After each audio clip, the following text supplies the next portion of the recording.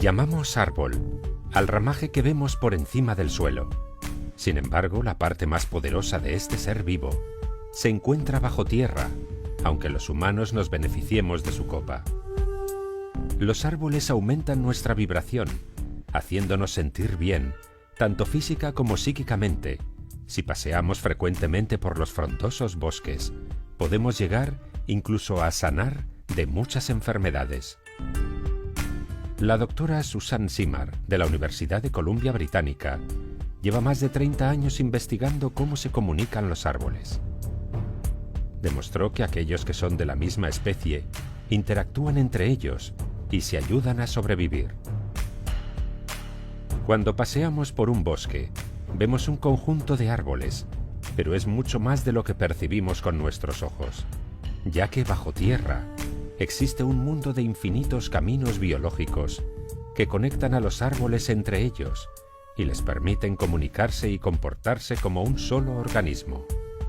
Esto nos lleva a pensar en la existencia de algún tipo de inteligencia desconocida. Susan y su equipo descubrieron que hay una red por debajo del suelo que se extiende por todo el bosque. Un puñado de tierra puede contener kilómetros de diminutos hilos.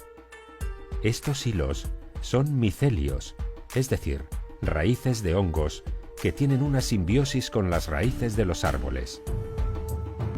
Bajo tierra, las raíces se juntan con los hongos. Así, por ejemplo, un árbol envía CO2 hacia abajo y pasa por el sistema de raíces, donde los hongos, que son los mensajeros, envían ese CO2 a otro árbol que lo pueda necesitar. De modo que todos los árboles trabajan unidos, recibiendo y enviando gran cantidad de información y nutrientes, como si todo el bosque fuera un solo individuo. Los árboles son seres muy sociables, que hablan un idioma común. No son competidores con los de su misma especie, por el contrario, se apoyan los unos a los otros, ya que tienen desarrollada una conciencia de grupo muy elevada. Esta teoría también es apoyada por la bióloga Susan Dudley de la Universidad de McMaster, que descubrió que la planta Impatiens pallida, cuando está rodeada de los de su misma especie, dedica menos energía a expandir sus raíces y ocupan poco lugar, pero cuando no lo está, expande sus raíces lo más rápido posible, extendiéndose a un área mayor.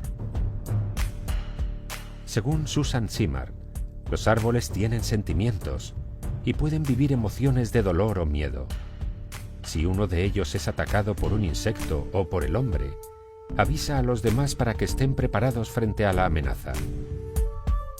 El químico y zoólogo estadounidense David Rhodes infectó un bosque de sauces con unas orugas tóxicas, con la intención de que estos árboles se protegieran de ellas. Para defenderse, el sauce elevó el ácido clorogénico, que es tóxico para las orugas, y éstas murieron. Lo curioso fue que un grupo de sauces cercanos, que no había sido infectado por estos insectos, también elevó su nivel de ácido clorogénico ante un posible ataque. Esto demostró que hubo algún tipo de comunicación entre los sauces. Algo muy similar sucede con las acacias. Las jirafas mordisquean sus hojas tan solo un momento y enseguida lo dejan, porque saben que estos árboles, cuando se sienten atacados, generan taninos que son mortales para los herbívoros.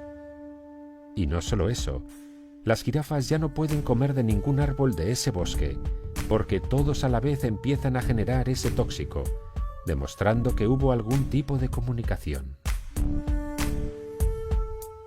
Ya hace 20 años, otro científico, el francés Paul Carot, observó que los robles que eran atacados por orugas segregaban más dosis de taninos con el fin de matar a las larvas. Curiosamente, para alejar a sus competidores vegetales, el nogal utiliza las hojas que caen de él, que al descomponerse segregan un tóxico. También, la doctora Susan Simard habla de los árboles madre. Dice que son aquellos árboles grandes y antiguos que atraen nuestra mirada cuando entramos en un bosque, y curiosamente, están conectados con todos los árboles a su alrededor, aunque sean de diferente especie. Estos árboles Cuidan de sus retoños como una gran familia. Se produce una transferencia de recursos e información de los más ancianos a los más jóvenes. Es una pena que las prácticas de tala existentes ignoren el papel de los árboles madre de transmisión de conocimiento a la nueva generación. Los ecosistemas de los bosques son muy complejos. A través de varios experimentos, se está empezando a descubrir que el sistema de raíces de los árboles, y en general los bosques, son como nuestro cerebro. El cerebro humano se compone de neuronas y axones. Las neuronas se relacionan físicamente, pero también metafísicamente, porque se envían mensajes y dependen las unas de las otras. Por otro lado, Stefano Mancuso, profesor de la Universidad de Florencia, es una de las máximas autoridades mundiales en neurobiología vegetal. Mancuso considera que las plantas son seres muy inteligentes. Para él, la inteligencia es la capacidad que se tiene de resolver problemas, y las plantas lo hacen muy bien. Creó el Laboratorio Internacional de Neurobiología Vegetal, en el que él y su equipo llevan 10 años investigando. Está convencido de que las plantas son la base de la vida del hombre, porque son la conexión entre el sol y la tierra.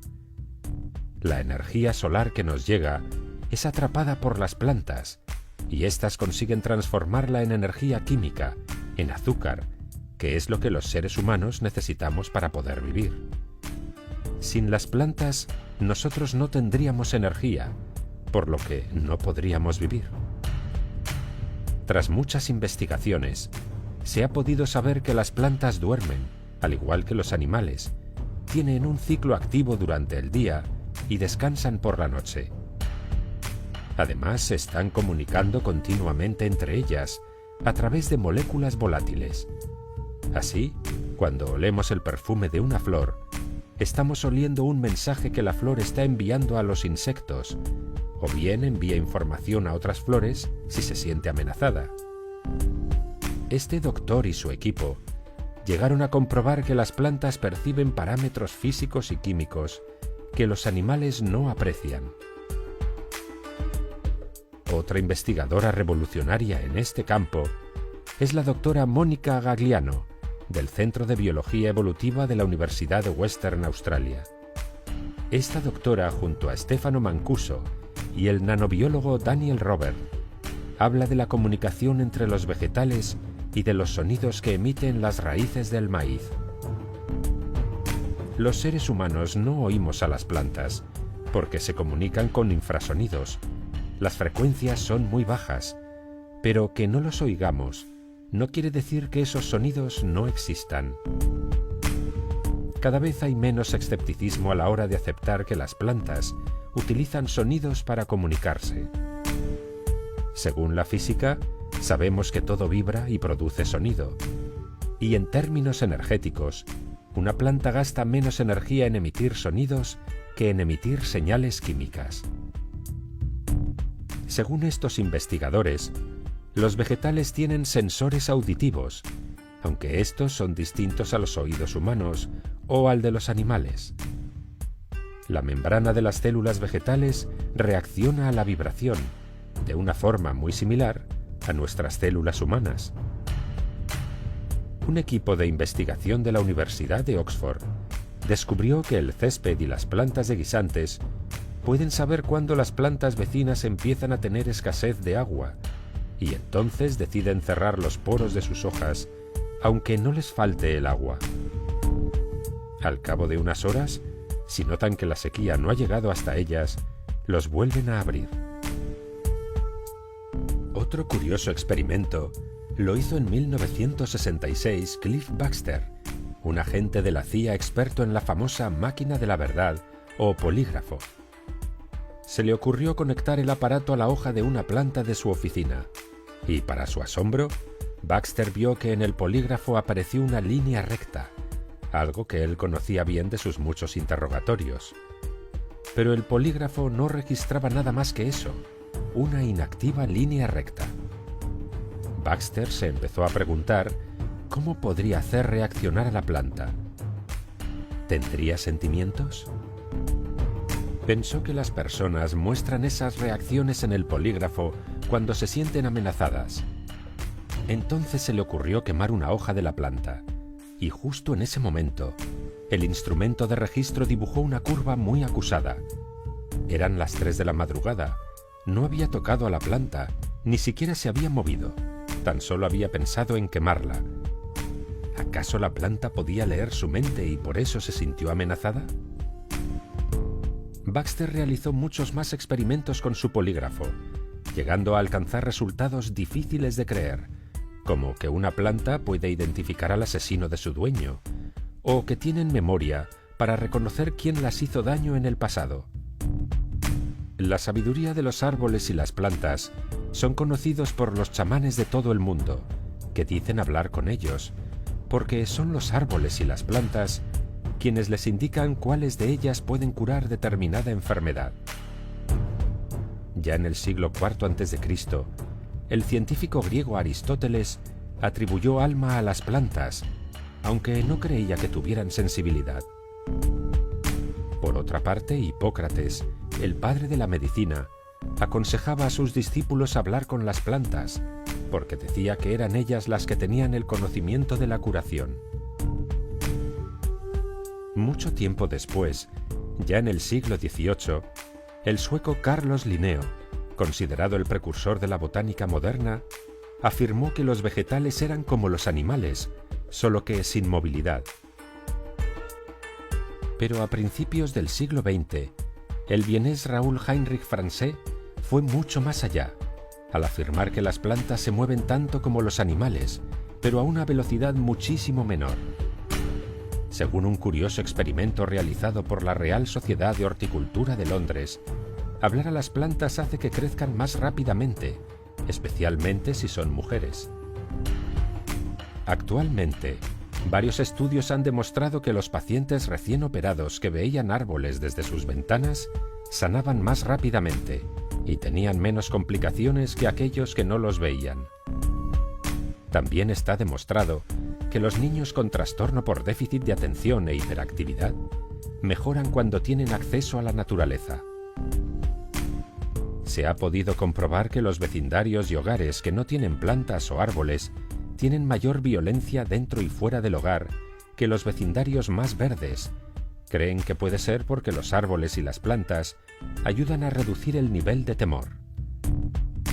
Es cierto que los árboles necesitan de nuestro cuidado, pero nosotros, los humanos, necesitamos muchísimo más de su contacto para poder aumentar las vibraciones y reconectarnos de nuevo con nuestro hermoso planeta. Y sobre todo ahora que nos encontramos en un momento clave para toda la humanidad.